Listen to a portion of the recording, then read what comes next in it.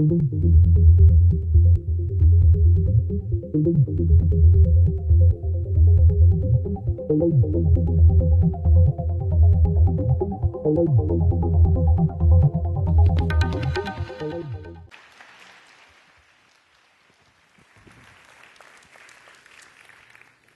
you.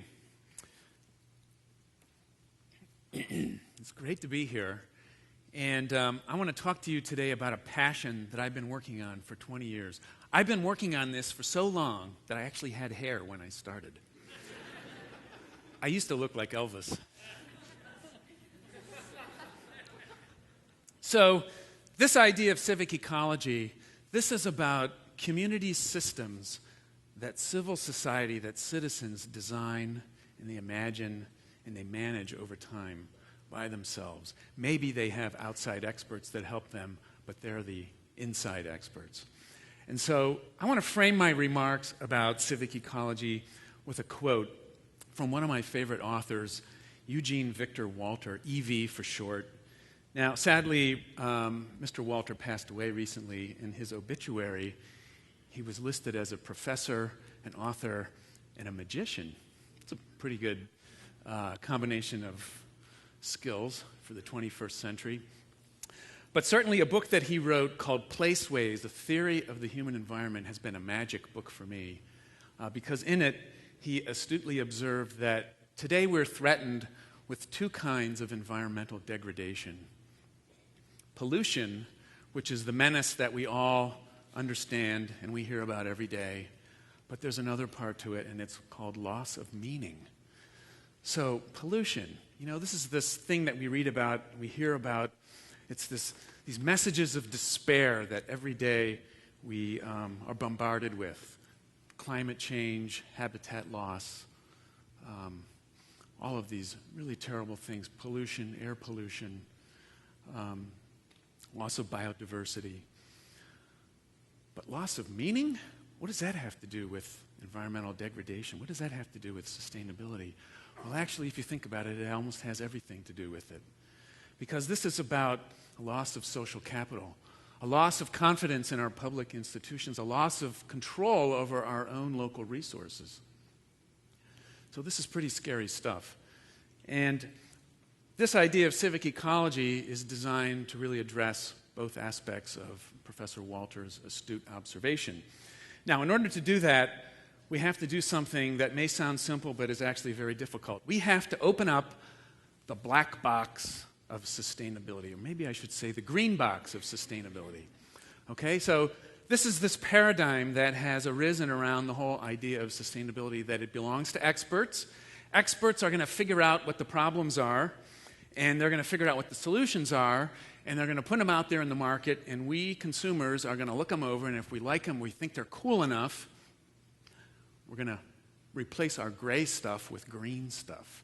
So the idea about sustainability is that it's to make us all green consumers. I guess that's what's meant by the green economy. I hope not.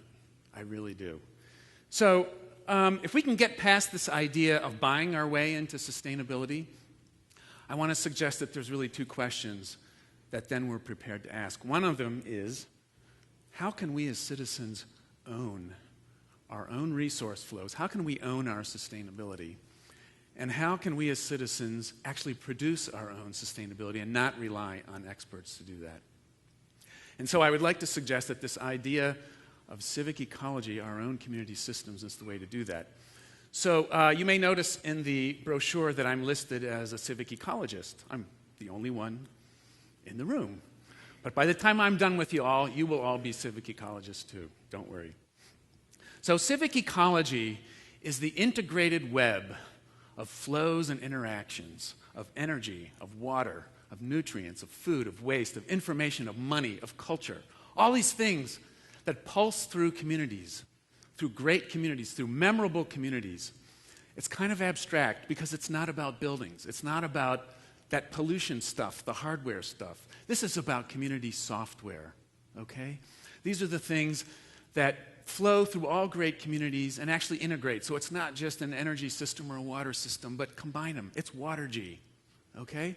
All these things tie together when you start to get local experts designing them because they realize that they live their lives in this milieu of all these things happening. And so this is also about civil society, okay, civic ecology. And it's about creating human ecosystems that integrate very closely nature and social and economic systems. Okay, so civic ecology. So at this point, if I hadn't hurt myself recently, I would go down on one knee and beg your forgiveness. I have a little confession to make. So I'm one of these experts. Okay, I'm an architect and a planner, and as you heard, I do these projects all over the world. And I'm one of these experts that's out there saying that really the answer is green buildings and green streets, electric cars, sort of hardware, green hardware. And I'm here to tell you that I'm wrong, or at least if I'm not wrong, I'm only partially right. That there's more to this than the hardware, there's the software. It's the software of the community, the social capital that's going to make all these flows happen, and that is really going to respond to Professor Walter's observation about loss of meaning in the environment. And so I'd like to suggest that there are some shifts that we need to make in this green box paradigm that we're going to open up. The first is a shift from the idea that technology is the only answer, that technology is the driver. We need to shift that from technology to shared community values if we're going to do this kind of work. Okay? We also need to get over the idea that our basic ethic is about efficiency.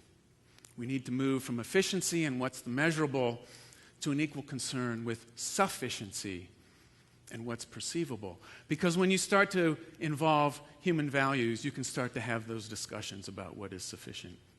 And finally, the very basis for design needs to shift from this idea of better science and greener hardware to better democracy and more socially integrated software. Okay? And so this is a little bit like not science fiction, but social friction. We need to get away from the fiction that science is going to solve all our problems and start getting social friction to happen in a good way, rubbing those minds together to generate sparks and the great ideas that come from local investment in our place. So think about this. Hardware-based infrastructure, pipes, conduits, all that stuff that we invest a heck of a lot of money in, the minute they open and begin to do what they're supposed to do, they degrade. They don't lose value, but they begin to degrade. And soon, what was once a bright, shiny construction project is now slated on a capital improvements list for either replacement or maintenance down the road. It begins to degrade. Software-based infrastructure, on the other hand, if it's well done and if it's well managed, actually does the opposite. It upgrades. Why? Because it constitutes a learning ecology. It's a community of people who try things, they fail, they succeed, they build up a whole store of knowledge. They extend the relationships throughout the community, and they develop those relationships, and the whole system gets better. It upgrades. So, what would life be like in a civic ecosystem? I'd like to tell you a little story about a place in which I used to live. It's called Chestnut Hill, and it's an absolutely marvelous neighborhood. It's in the northwest of Philadelphia. This is a 300-year-old community. It was founded in 1690. I would say they know something about sustainability, wouldn't you? So look at these buildings. These buildings are probably 100, 150 years old. That stone was quarried about 3 blocks away from where this photo was taken. So this is a community that was thinking about sustainability a long time ago.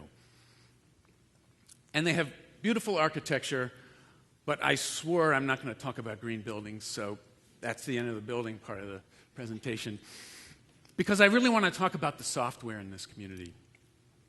And the software begins with social capital. By the way, that is my daughter standing there next to her Superman. And my daughter is now 13. And she grew up in a civic ecology. It works, guys. Look. It's incredible.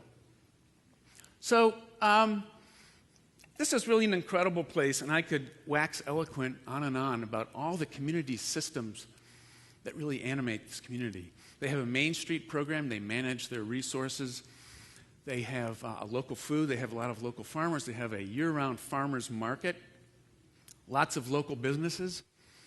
But I want to talk about something that I was actually involved in the making, and that is a community recycling system that grew into something much more.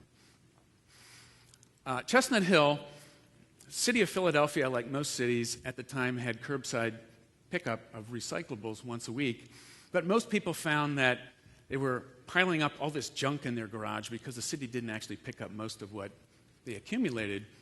And so a bunch of us got together and self-organized a community system that consisted of this. Once a month at a community place, we would all gather and we would ask people to come and bring all their recyclables, and we would bundle them up, and we would partner with the city who supplied these trucks, and we would drive this stuff to a recycling plant and we would sell it.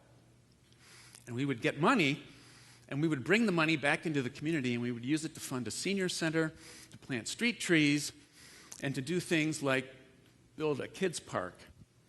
This park, by the way, was designed by the kids who actually go to the school here. So what we did was we created a civic ecosystem that involved all aspects, the three legs of the sustainability stool: economy, ecology, and social capital. Pretty incredible. Now, like all really great systems designs, they never are frozen in time, neither was this one. Somebody came up with this brilliant idea of partnering with the city and placing these little computer chips in the weekly curbside recyclers, so that when the city comes to pick up your recycling, your bin is weighed, and you develop credit on a little credit card that you can use for discounts at locally owned businesses within the community. So now we're turning trash to cash, but in a way that enhances the local economic multiplier. This was all designed by citizens, by civil society. There were no outside experts involved in this. This system exists until today. So all of this suggests that there's maybe a very simple equation about sustainability. Hardware plus software equals sustainability, and you really need to pay attention to both of them. And so it also suggests some underlying principles. Communities that we're working in, and again, I've been doing this a long, long time, there's really basically 5 principles. The first one is systems design. Number 2, focused on a place. Number 3, there's a new social contract in place here. This is not just voting or paying taxes. This is way beyond that. This is taking ownership of your commons and designing things and being responsible for managing it well into the future. A new social contract. It's also about matching needs with assets. So every community has these shared needs, the things that people agree, boy, it would be great to have, or we really got to do this, or we're in trouble. But every community also has local experts. Our community had some local experts. Many of the communities we work in, as we heard in the previous presentation, it's not about cookie cutter, it's about the indigenous ideas that sort of generate and bubble up within a community. Finally, it's dynamic. These things are never done. They never will be done. Cities are never done. Neighborhoods are never done. And so we need to get over that and make sure that we're always designing open-ended systems. So civic ecology. So all of this sort of begs some questions. What if the way to start designing in your community didn't have to do with pre-assuming that the answer was green buildings, that it was green streets, that it was new electric cars or Priuses or anything like that? But what if it started by asking 5 very simple questions? Where are we now as a community? Where would we like to be? How do we get there? How do we know if we're getting there, and who wants to help find out? And so what if the design process of a new community looked something like this, where you had a group of people sitting around a table designing their future flows? Form follows flows. And what if some of these people didn't know each other, like in this example in Damascus, Oregon, not too far from here? Some of them don't even like each other. This is a community that is politically fractured, and yet people who weren't particularly on speaking terms got together and began to design their resource flows. And they began to produce maps that look like this. So what if the map of a new community, a sustainable community, looked like this? There's no buildings, there's no hardware on here. This is all about flows. This is a really interesting way, I think, to design a community. And here you go again. Great ideas that came out of here. Somebody bubbled up the idea, let's create a Damascus-wide farming co-op. And because we have so many different levels of income, let's allow people to pay through money, through barter, or through Damascus dollars, or as they like to call them, damn dollars. Somebody else came up with the purple bucket, community-wide recycling. I think it was the mayor's idea. And I understand that he wasn't necessarily the most popular mayor, but he came up with this wonderful idea. And guess what? They just started a nonprofit, and they are now doing business plans for all of these projects and more that they just designed over a table about a month ago, and they're going to be raising money to actually build these things. So, no idea worth spreading doesn't raise more questions than it answers, and so I'd like to finish with some questions. What if this isn't about hardware, but it's all about creating better software?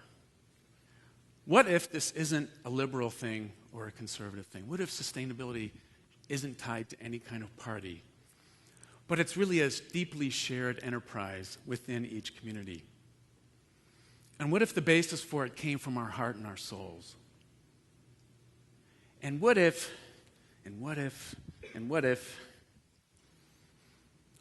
we are the infrastructure that we've been waiting for? So folks, you are now officially graduated as a civic ecologist. I would like you to all go out into the world and start thinking about this in your own communities. Design your flows. It's the way to a sustainable future. Thank you very much.